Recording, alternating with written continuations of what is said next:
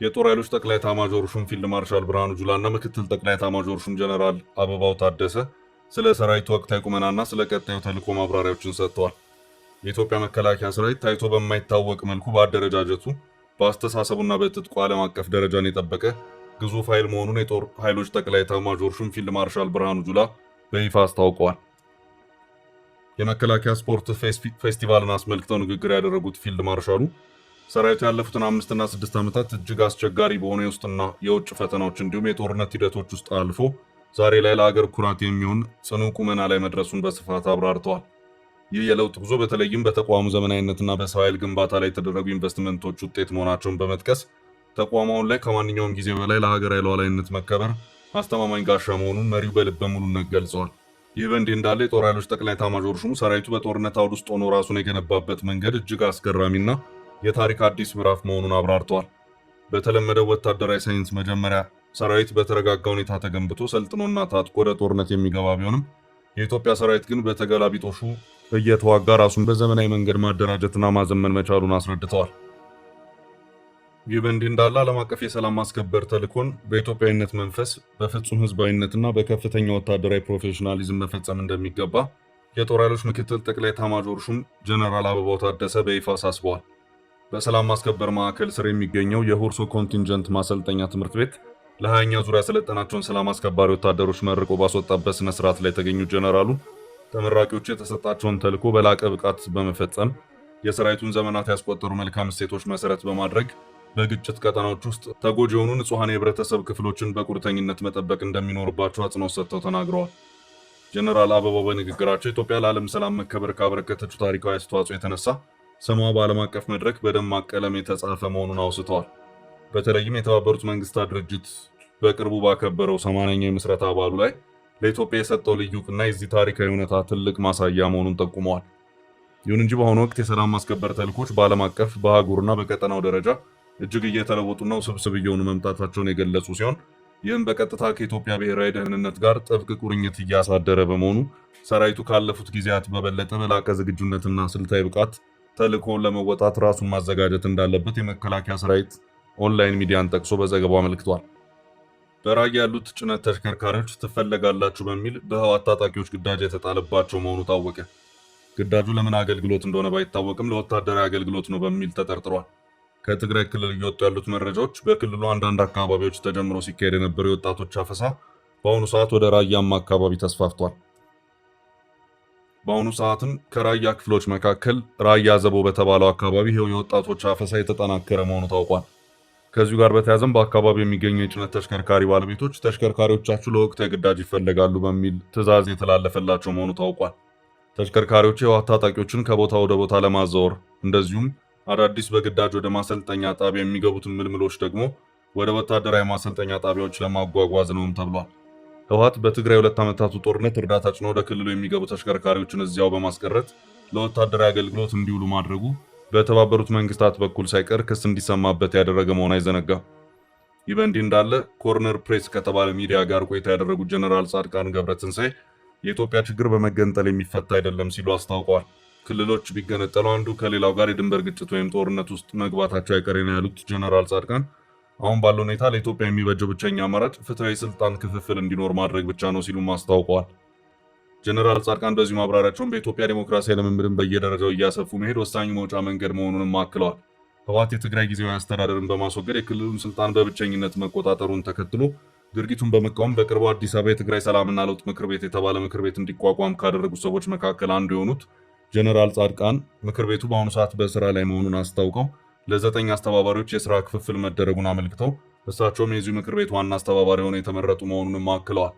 የምክር ቤቱ ዓላማም በትግራይ በህዝብ የተመረጠ ህዝባዊ መንግስት እንዲኖር ማድረግ ነው ያሉት ጀነራል ጻድቃን በሂደቱም ትግራይ በፌዴራል ስርዓት ውስጥ የሚገባትን ውክልና እንድታገኝ ማድረግ ነው ሲሉም አስታውቀዋል። ኢራንና ኤርትራ በሚስጥራዊ የደህንነትና የስትራቴጂ ትብብሮች ዙሪያ አዲስና ያልተጠበቀ አቋም በይፋ አንጸባርቀዋል። የእስላማዊት ሪፐብሊክ ኢራን የውጭ ጉዳይ ሚኒስቴር የኤርትራን 35ኛ ዓመት የነጻነት በዓል አስመልክቶ ለሀገሪቱ መንግስትና ህዝብ የእንኳን ደስ አላችሁ መልእክት በይፋዊ ኤክስ ገጹ አስተላልፏል። ሆኖም ከዚህ የተለመደ የዲፕሎማሲ መልእክት ጀርባ በጂኦፖለቲካዊ መድረክ ትኩረትን የሚስብ ወሳኝ አቋም ተንጸባርቆበታል። የኢራን የውጭ ጉዳይ ሚኒስቴር በይፋዊ ማህበራዊ ትስስር ገጹ ላይ ባወጣው መግለጫ መሰረት በሁለቱ ሀገራት መካከል ያለውን የሁለትዮሽ ግንኙነት በሁሉም ዘርፎች ማጠናከር፣ የቴህራንና የአስመራ የጋራ አጀንዳ መሆኑን በግልጽ አሳውቋል። ይህ መግለጫ ሁለቱ ሀገራት ከዲፕሎማሲያዊ ግንኙነት ባለፈ በኢኮኖሚ በደህንነትና በወታደራዊ ዘርፎች ጭምር ትብብራቸውን ወደ ላቀ ደረጃ ለማሸጋገር መዘጋጀታቸውን ፍንጭ የሚሰጥ ሆኗል። የኢራንና የኤርትራ አዲስ የሁለትዮሽ ግንኙነት ማጠናከር ጥሪ ኢራን ለኤርትራ በጦር መሳሪያ ድጋፍ ታደርጋለች ከሚሉ ዓለም አቀፍ ክሶች ጋር ተያይዞ የሚታይ ነው። በተለይም ቴህራን ለአስመራ የምታደርገው የወታደራዊ ድጋፍ ስምምነት በተራቀቁ የጦር መሳሪያዎች በተለይም ደግሞ በሰው አልባ ተዋጊ አውሮፕላኖች ወይም ድሮኖች የታገዘ ነው በሚል በተለያዩ ወታደራዊ ተንታኞችና የደህንነት ተቋማት በስፋት ሲገለጽ መቆየቱ የሚታወስ ነው። በተለይም ቴህራን ለአስመራ የምታደርገው የወታደራዊ ድጋፍ ስምምነት በተራቀቁ የጦር መሳሪያዎች በተለይም ደግሞ በሰው አልባ ተዋጊ አውሮፕላኖች ወይም ድሮኖች የታገዘ ነው በሚል የተባበሩት መንግስታት ድርጅት የባለሙያዎች ቡድን ባወጣቸው ይፋዊ የክትትል ሪፖርቶች በስፋት ሲገለጽ ቆይቷል። ኢራን በቀይ ባህር ቀጠና ላይ ያለውን ስልታዊ የበላይነት ለመቆጣጠርና በምዕራባውያን የሚጣሉባትን ማዕቀቦች ለመቋቋም ወታደራዊ ይዘት ያላቸውን ግንኙነት እንደ ስትራቴጂካዊ መውጫ ትጠቀምባቸዋለች በሚል በተለያዩ ዓለም አቀፍ ደህንነት ተቋማት ሪፖርቶች ተገልጿል። በሌላ በኩል ኢትዮጵያና ኢራን መልካም የሚባል ዲፕሎማሲያዊ ግንኙነት እንዳላቸው ይነገራል። በተለይም ሁለቱ ሀገራት የብሪክስ ጥምረት አባል በመሆናቸው በኢኮኖሚና በባለ ብዙ ወገን ዲፕሎማሲ መድረኮች ላይ የጋራ ጥቅማቸውን ለማስከበር ግንኙነታቸውን ይበልጥ ለማጠናከር እየሰሩ መሆኑ ይታወቃል። ለጋምቤላ ክልል የአድማ ብተና ፖሊስ አባላት በአዲስ መልክ የተዘጋጀ የደንብ ልብስ ውዝግብ ፈጠረ። የክልሉ አድማ ብተና ኃይሎች መለዮ ከደቡብ ሱዳን ሰንደቅ ዓላማ ጋር የሚመሳሰል ባንዲራ በመያዙ ነው ውዝግቡ የተፈጠረው። ማስተካከያ እንዲደረግ ከክልሉ ፖሊስ ኮሚሽን መመሪያ መተላለፉን ኢትዮጵያ ኢንሳይደር የዜና ምንጭ ዘገባ አመልክቷል። የአድማ ብተና ኃይሉ አዲስ የደንብ ልብስ እንዲለብስ የተደረገው ከአንድ ወር በፊት በተላለፈ ውሳኔ ሲሆን ክልሉ ጽንፈኛ ቡድኖች ብሎ የሚጠራቸውና የቀድሞውን የደንብ ልብስ የሚጠቀሙ ኃይሎች ደንብ ልብሱን በመልበስ በመንገዶች ላይ ጥቃት ሲያደርሱ በመገኘታቸው ይህን ለመከላከል ሲባል መሆኑ ተነግሯል።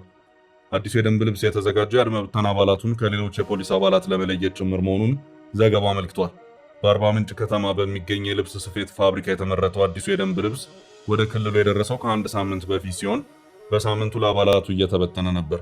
የጋምቤላ ክልል ፖሊስ ኮሚሽን ከትላንት በስቲያ ባወጣው ማስታወቂያ የቀድሞውን የአድማ ብተና የደንብ ልብስ የያዙ አባላት ከቅዳሜ ግንቦት 15 2018 ጀምሮ ለክልሉ ፖሊስ ኮሚሽን ገቢ እንዲያደርጉ ጥብቅ ማሳሰቢያ ሰጥቶ የነበረ ሲሆን ኮሚሽኑ ይህን ማሳሰቢያ ካሰራጨ ከሰዓታት በኋላ ባወጣው ሌላ ማስታወቂያ በአዲሱ የደንብ ልብስ ላይ የሰንደቅ ዓላማ አቀማመጥ ስህተት መከሰቱን ማመኑን የኢትዮጵያ ኢንሳይደር ዘገባ አመልክቷል።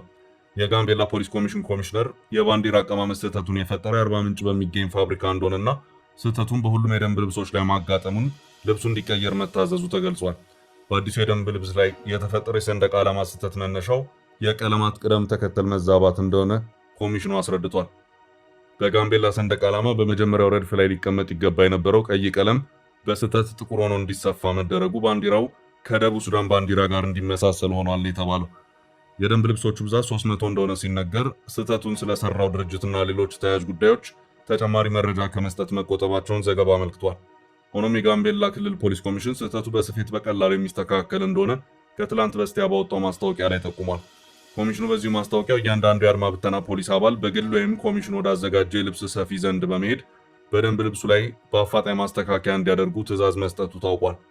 በጋምቤላ ክልል ባለፉት ወራት የተከሰተውን የጸጥታ መደፍረስ ተከትሎ የአድማ ብተና ፖሊስ አባላት የታጠቁትን የጦር መሳሪያ ገቢ እንዲያደርጉና የተሃድሶ ስልጠና እንዲወስዱ ተመሳሳይ ትዕዛዝ ተላልፎላቸው እንደነበር ዘገባው አስታውሷል። የክልሉ መንግስት ያቀረበውን ይህንን ጥሪ ያልተቀበሉ የአድማ ብተና ፖሊስ አባላት በጥፋተኝነት መለየታቸውን የክልሉ ፖሊስ ኮሚሽን ባለፈው መጋቢት ወር አስታውቆም ነበር። የኢትዮጵያ ብሔራዊ ባንክ ወደ ገበያ መር የውጭ ምንዛሬ ተመን ስርዓት እያደረገ ያለውን ሽግግር ይበልጥ ለማጠናከር የውጭ ምንዛሬ አስተዳደርን የሚያቀሉና የቢሮክራሲ ሰንሰለቶችን የሚበጥሱ አዳዲስ መመሪያዎችን በይፋ ተግባራዊ ማድረጉን በዛሬው ዕለት አስታውቋል። በአዲሱ መመሪያ መሰረት የንግድ ባንኮች የውጭ ምንዛሬ ሂሳብና የውጭ ምንዛሬ ተመላሽ ሂሳብ ላላቸው ደንበኞቻቸው የብድር ደብዳቤና የሰነድ መክፈያ ፈቃዶችን ያለ ብሔራዊ ባንክ ምንም አይነት ቅድመ ሁኔታ ቀጥታ ማጽደቅ እንዲችሉ ሙሉ ስልጣን ተሰጥቷቸዋል። ይህ ታሪካዊ የተባለለት ማሻሻያ በተለይም በገቢና ወጪ ንግድ ላይ ለተሰማሩ ነጋዴዎች የነበረባቸውን የጊዜ መባከንና የቢሮክራሲ ጫና በእጅጉ ይቀንሳል ተብሎ ይጠበቃል። በተጨማሪም አዲሱ መመሪያ የውጭ ምንዛሬ ሂሳብ ያላቸው ተቋማትና የውጭ ምንዛሬ ተመላሽ ሂሳብ ባለቤቶች የባንኮችን ቅድመ ፍቃድ ሳያስፈልጋቸው በሰነድ መክፈያ ስምምነት መሰረት የሸቀጦችና የጭነት ትዕዛዝ በቀጥታ መስጠት ወይም ጭነት ማስጀመር እንደሚችሉ ይፈቅዳል። የክፍያ ሂደቱ የሚከናወኑ አስፈላጊ የሆኑ ሕጋዊ ሰነዶች ቀርበው ሲረጋገጡ ብቻ የሚፈጸም ይሆናል። የኢትዮጵያ ብሔራዊ ባንክ ባወጣው ይፋዊ መግለጫ መሰረት በንግድ ባንኮች የሚጠየቁ የብድር ደብዳቤ አገልግሎት ክፍያዎችና አማካሪ ኮሚሽኖች ከዓለም አቀፍ አሰራር ጋር የማይጣጣሙ ሆነው በመገኘታቸው ከአሁን በኋላ ባንኮች የሚጠይቁት የአገልግሎት ክፍያ በዓመታዊ ስሌት ተሰልቶ እንደ ሰነዱ ቆይታ ጊዜ ተመጣጣኝ በሆነ መልኩ እንዲቀነስና ብሔራዊ ባንክ ካስቀመጠው ከፍተኛ የክፍያ ጣሪያ መብለጥ እንደሌለበት በጥብቅ ታዟል። በሱዳንና ግብጽ ድንበር የቀጠለው ተቃውሞ ከጥቂት ሳምንታት ወዲህ በሰሜን ሱዳን ግብጽን የሚቃወም እንቅስቃሴ እየበረታ ይገኛል። በሱዳን ሰሜናዊ ግዛት ሱኩት የሚገኙ ነዋሪዎች በግብጽ እርምጃ የተቆጡ ሲሆን በተደጋጋሚ ከካርቱም ወደ ሱዳን የሚወስደውን መንገድ በመዝጋት ድምጻቸውን እያሰሙ ይገኛሉ። ለግዛቱ ሕዝብ ጥብቅና እንደቆመ የሚናገረው ቱርስ አል ሱኩት የተሰኘው ቡድን በትናንትናው ዕለት ግብጽንና የሱዳን ባለስልጣናትን ያስጠነቀቀበት መግለጫ አውጥቷል። ከነገ አንስቶ ዋነኛውን የካርቱም ግብጽ መንገድም ሙሉ በሙሉ ለመዝጋት ዝቷል። ተቃውሞ የተፈጠረው ከግብጽ በሚመጣው የኃይል አቅርቦት የተነሳ ሲሆን ግብጽ የመካከለኛው ምስራቅ ጦርነትንና ቀውስን ተከትሎ ወደ ሱዳን የምትልከውን የኤሌክትሪክ ኃይል መቆራረጧና በራሽን ማድረጓ የግዛቱን ነዋሪዎች ሕይወት ፈተና ያደረገ ሆኗል። ለረጅም ሰዓታት እየተፈጠረ ያለው የሰው ኃይል መቋረጥ እንዲቆም ካልሆነ ቡድኑ ወደ ግብጽ በሚወስዱ 3 ዋነኛ መስመሮችን እንደሚዘጋ አስጠንቅቋል። በአካባቢው ተቃውሞ ሲጠራና ሲያደራጅ የሚታወቀው ቡድን ቱርስ አል ሱኩት ከነገ አንስቶ ማንኛውም የህዝብም ሆነ የግል ትራንስፖርት ከካርቱም ወደ ግብጽ እንዳይሻገር አደርጋለሁ ነው ያለው። ፍትሐዊ ያልሆነ ያለው የግብጽ ኃይል ስርጭት ፕሮግራም እስካልተሻሻለ ድረስ እገዳው እንደሚቀጥልም ቡድኑ አስጠንቅቋል። በመሰል ተቃውሞ ላይ የኃይል እርምጃ ለሚወስዱ የሱዳን መንግስት ኃይሎችም ቡድኑ ማስጠንቀቂያ ያሰማ ሲሆን በአካባቢ ኤሌክትሪክ ኃይል አስፈጻሚ ዳይሬክተርና ሌሎችን ቡድኑ ከስራ ማባረሩን ይፋ አድርጓል። ባለፈው ሳምንት ዓርብ ዕለት በዚህች የሱዳን ሰሜናዊ ግዛት ግብጽን የተመለከተ ተቃውሞ የተደረገ ሲሆን የጸጥታ ኃይሎች ሰልፈኞቹን ለመበተን አስለቃሽ ጭስ የተጠቀሙ ሲሆን አክቲቪስቶችን አስረዋል። እንዲሁም ሴቶችና ህጻናት ጭምር ላይ የኃይልና ማስፈራሪያ እርምጃ ወስደዋል። ቱርስ አል ሱኩት የተሰኘው ቡድን ይህንን አይነት እርምጃ አልታገስም ሲል ነው የገለጸው። የጸጥታ አካላት እርምጃ የህዝቡን ጥያቄ አያፍንም፣ ተቃውሟችንንም አይሰብርም ሲል አስታውቋል። ግዛቷ ብቸኛ ኃይል አማራጭ የምታገኘው ከግብጽ በኩል በሚመጣ የግዢ ኃይል ሲሆን ይህም የኢራንን ጦርነት ተከትሎ በራሽን እንዲሆን ተደርጓል። ሙቀት በእጅጉ ሰውን በሚፈትንባት በዚች ግዛት በቀን ውስጥ የተራዘመ ኃይል መቋረጥ ነዋሪው ከሚቋቋመው በላይ መሆኑን ነው ቡድኑ የሚናገረው። ግብጽ ለኃይል መቋረጡ በሆርሙዝ ሰርጥ መዘጋት ምክንያት የተፈጥሮ ጋዝ ኢምፖርት መስተጓጎልን እንደ ምክንያት ብታነሳም ሱዳኖች ራሽኑ ፍትሐዊ አይደለም ይላሉ። ግብጽ በሀገሯን በኃይል አጠቃቀም ላይ ጥብቅ ድንጋጌዎችን ያወጣች ሲሆን በምሽት አገልግሎት የሚሰጡ ተቋማት ከ12 ሰዓት በኋላ እንዲዘጉ አግዳለች። የመንገድ ዳር መብራቶች ምሽት ላይ እንዳይበሩም ተደርጓል። የሶማሌላንዷ በርበራ ወደብ እንደ አዲስ ትኩረት እያገኘች ነው። በገልፍ ኦፍ ኤደን የምትገኘው ወደቧ ከሰሞኑ የኢንቨስተሮችን አይን መሳቧን ሆርን ዲፕሎማት ዘገባ አመለከተ። በርበራን እያለማች ካለችው የተባበሩት አረብ ኤምሬትስ በርካታ ኢንቨስተሮች የባህር ላይ ኢንቨስትመንት እድሎችን ለማሰስ በርበራ መግባታቸውንና ወደቡን መጎብኘታቸውን የተሰማው የተባበሩት አረብ ኤምሬትስ ባለሀብቶች በባህር ትራንስፖርት፣ ንግድ፣ በሎጂስቲክስ እና በአሳ ሀብት ዘርፎች ያሉ ኢንቨስትመንት እድሎችን ለመገምገም ባሳለፍነው ሳምንት ነበር በሶማሊላንድ የበርበራ ወደብ ቆይታ ያደረጉት። ይህ ጉብኝት የተከናወነው ሶማሊላንድ በርበራን በአፍሪካ ቀንድ ስትራቴጂያዊ ንግድ መተላለፊያ ለማድረግ የምታደርገውን ጥረት ባጠናከረችበት በዚህ ወቅት ነው። እንደ ሆርን ዲፕሎማት ዘገባ ልዑኩ ስትራቴጂካዊ በሆነችውና በቀይ ባህር ዳርቻ በምትገኘው በርበራ ከተማ የስራ ጉብኝት ባደረገበት ወቅት በሶማሊላንድ የወደብ ባለስልጣን ከፍተኛ አቀባበል ተደርጎለታል። የኤምሬትስ ባለሀብቶች በበርበራ ወደብ ውስጥ የሚገኙ ልዩ ልዩ ክፍሎችን መጎብኘታቸው ሲታወቅ የወደቡ ኃላፊዎችም በርበራ በቀጠና ያላትን የንግድና የመርከብ ትራንስፖርት ማዕከልነት ሚና ለማጠናከር እየተከናወኑ ስላሉት የወደብ ስራዎች፣ የሎጂስቲክስ አገልግሎቶችና በሂደት ላይ ስላሉ የማስፋፊያ ፕሮጀክቶች ገለጻ እንዳደረጉላቸው ተዘግቧል። የሶማሊላንድ የወደብ ባለስልጣን የበርበራ ወደብ በአሁኑ ወቅት የአፍሪካ ቀንድን በኤደን ባህረ ሰላጤና በቀይ ባህር የንግድ መስመር በኩል ከዓለም አቀፍ ገበያ ጋር የሚያገናኝ ስትራቴጂካዊ በር እየሆነ መምጣቱን የገለጸ ሲሆን ከየትኛውም ሀገር የሚመጡ የውጭ ሀገር ኢንቨስትመንቶችን በደስታ እንደሚቀበል አስታውቋል። በርበራ ወደብ በትንሹ 20 በመቶ የሚሆነውን የኢትዮጵያ ውጭ ገቢ ንግድ ለማስተናገድ የሚችል አቅም ላይ መድረሱን በቅርቡ ግንባታውን ከሚከውነው ዲፒ ወርልድ መሰማቱ ይታወሳል። በእስራኤል በሀገርነት አውቄሻለሁ ተብላ ሀገራዊ እውቅና የተሰጣት ሶማሊላንድ በቅርቡ የእስራኤል አምባሳደሯን የሾመች ሲሆን አምባሳደሩ መቀመጫቸውን የሚያደርጉት በኢየሩሳሌም ኤምባሲ ሲሆን ይሄኛው ደግሞ ሌላ አዲስ ውዝግብ ፈጥሯል። የመጀመሪያው የበርካታ ሀገራቱ ግዛት የነበረው እስራኤል እንዴት ለሶማሊላንድ ሀገራዊ እውቅና ትሰጣለች የሚለው ነበር። አሁን ደግሞ ወደ ኤምባሲ መቀመጫ ዞሯል። በእስራኤልና ፍልስጤም ይገባኛል ጥያቄ የሚነሳባት ኢየሩሳሌም እስራኤል ከቴል አቪቭ በመቀጠል እንደ ዋና ከተማ የምትቆጥራት ከተማ ስትሆን በፍልስጤምና የእስልምና እምነት ተከታዮች በሆኑት ሀገራትና በበርካታ አረቦች በኩል ደግሞ ተቃውሞች ይሰማሉ። እንደ አናዶሉ የዜና ወኪል ዘገባ ከሆነ በቅርቡም 18 ሀገራት ተቃውሟቸውን አሰምተዋል። ቱርክ፣ አልጄሪያ፣ ባንግላዴሽ፣ ጅቡቲ፣ ግብጽ፣ ኢንዶኔዥያ፣ ኩዌት፣ ሊባኖስ እንደዚሁም ፓኪስታንና ሶማሊያ ተጠቃሽ የተቃውሞ ድምጻቸውን ካሰሙት ሀገራት መካከል ሆነዋል።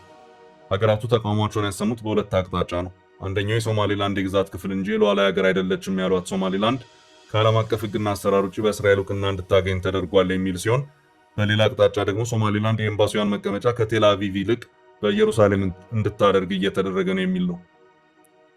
የኤምባሲዎቻቸውን መቀመጫ ቴል አቪቭ በማድረግ አንዳንድ ሀገራት ቆንስላ ጽሕፈት ቤታቸውን በኢየሩሳሌም የከፈተ ሆኖ ይታያል። አሜሪካ ኤምባሲዋን ከቴል አቪቭ ወደ ኢየሩሳሌም ያዞረችበት ሁኔታ አለ።